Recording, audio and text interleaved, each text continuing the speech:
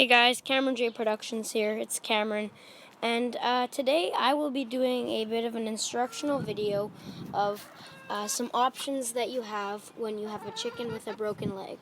So one of the things that has happened with our flock recently, as well as some other things that I'll probably mention in future videos, is that our chicken here, Lucy, unfortunately broke her leg. So I found her one day after school, lying underneath the gate, or not gate, ramp of the chicken coop, under here, lying still with her feet out, and I went and gave a closer look, and sure enough, her leg was broken.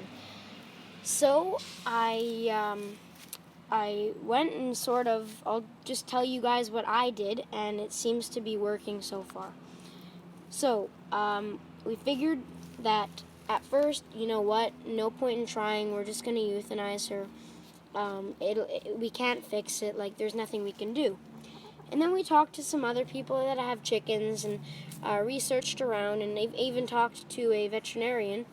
And from the one veterinarian we talked to, they actually recommended that we splint it. So now I'll just tell you, if you decide to keep your chicken after the incident of a broken leg, here's how we splinted it. So we put some really cottony padding gauze around her leg. You can use cotton balls as well. And then after that, we took, next part is the splint. So what we used was a wooden ruler. We sized it up to her leg to fit properly. Her break was slightly above her ankle, so we sized up the wooden ruler properly, and you want to have a splint on both sides for extra support. So we sized up the wooden ruler, cut it in half, and had two sections to it. So what we did was took the ruler, cut it in half, sized it up to her leg, and then put it on top of the cotton that was surrounding her leg. Then once the splint was on, you can sort of see the nubs of the splint. And once the splint was on, we took this pink compression bandage, which you can see when she puts her leg down there. It's just this pink compression bandage. Here, you want to move your foot down? Right there. And we wrapped that around pretty tight. We didn't want to do it too tight because it can cut off the circulation of their foot. So we put that pink compression bandage around her leg at a fairly tight, in a fairly tight manner, because you don't want it to be loose in there. Like, you want it to have some firmness for the bone to heal properly. And then we just taped it up with some tape that will rip easily for when we need to take it off. We redid this procedure twice to keep it fresh underneath and sort of check on how it's doing. It's been about a week and 3 days, I think.